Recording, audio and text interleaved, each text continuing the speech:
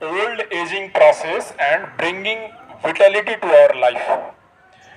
धीरे धीरे बुढ़ापा को रोकना या फिर स्लो कर देना, या फिर शरीर में, जीवन में एक ऐसी ऊर्जा, स्फूर्ति का संचार करना कि हम एक्टिवली सारा काम करें, लेजीनेस धीरे धीरे हमारा खत्म होने लग जाए। तो इसमें क्या क्या अभ्यास हम कर सकते हैं? एक तो उम्र बढ़ने के साथ साथ हम एक काम क्या करते हैं, पढ़ना लिखना छोड़ देते हैं, पढ़ाई नहीं करते हैं, कुछ नया नहीं सीखते हैं, कुछ नया नहीं करते हैं, तो मेंटल एक्सरसाइज नहीं होता है, अंदर न्यूरॉन का एक्सरसाइज नहीं हो रहा है, तो इससे भी हमारी एजिंग प्रोसेस फास्ट होती है।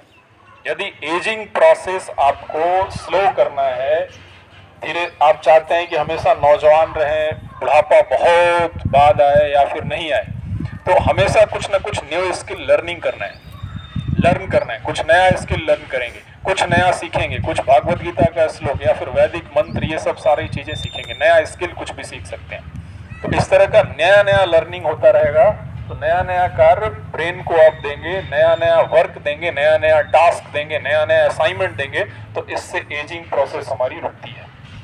फिर इसके साथ साथ जीवन में हमारे उत्साह होने चाहिए, चेयरफुलनेस। बच्चे में चेयरफुलनेस होती है, इसलिए उसकी ग्रोथ यंग ग्रोथ होती है हमेशा, ऑलवेज। तो ये ध्यान रखना है। फिर इसके साथ साथ हम लोग प्राणायाम कर सकते हैं, अनुलोम विलोम प्राणायाम, नाड़ी शोधन प्राणायाम करेंगे तो बॉडी काम रहेगी with energy, with current, with body vitality.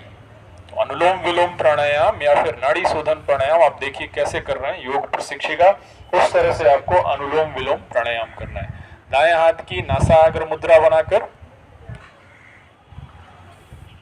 inhale from left and exhale from right, inhale from left, exhale from right, फिर inhale from right, exhale from left, vice versa, to and fro। एक तरफ से सांस लिया, दूसरी तरफ से सांस छोड़ दिया, फिर एक तरफ से सांस लिया, फिर दूसरी तरफ से सांस छोड़ दिया, इनहेलेशन एक्सहेलेशन। जितने समय में सांस लिया उससे डबल समय में सांस को छोड़ा। बीच में होल्ड करना चाहें तो कहीं भी होल्ड कर सकते हैं, to improve your situation, condition, health condition जो है।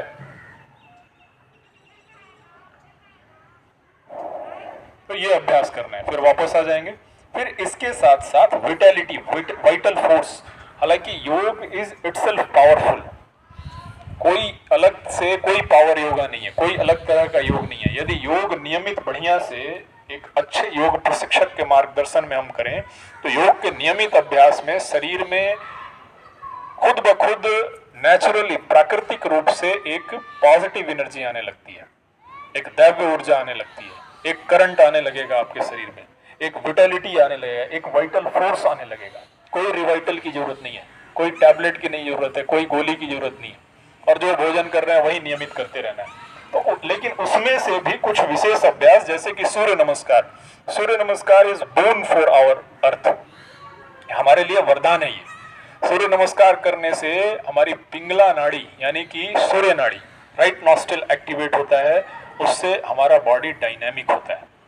एक वाइटल, कोई किसी के अंदर कितना वाइटल फोर्स है ये उसके अंदर के हीट से पता चलता है, उसके बॉडी में कितनी हीट है, कितनी जल्दी हीट जनरेट होती है।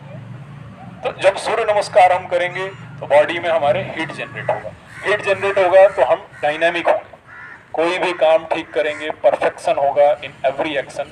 तो सूर्य नमस्कार कैसे करना है हमें ये देखिए, अभ्यास करेंगे, इसको देखेंगे।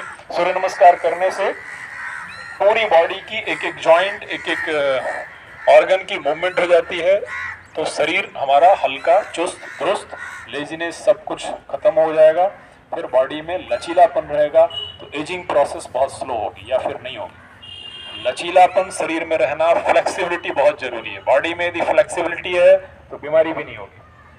आप देखेंगे तूफान में जिन वृक्षों में झुक जाने की प्रकृति होती है वो बच जाते हैं, जो शुष्क बिल्कुल सूख कर खड़े रहते हैं वो टूट जाते हैं।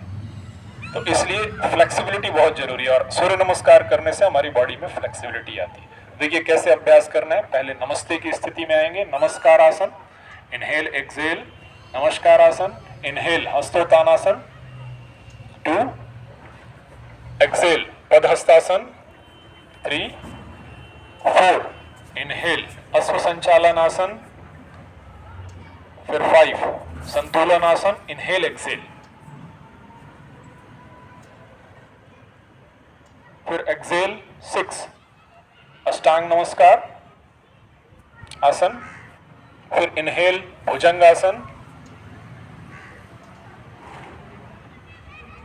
फिर एक्सेल पर्वत आसन, फिर इनहेलेशन इनहेल अश्व संचालन आसन,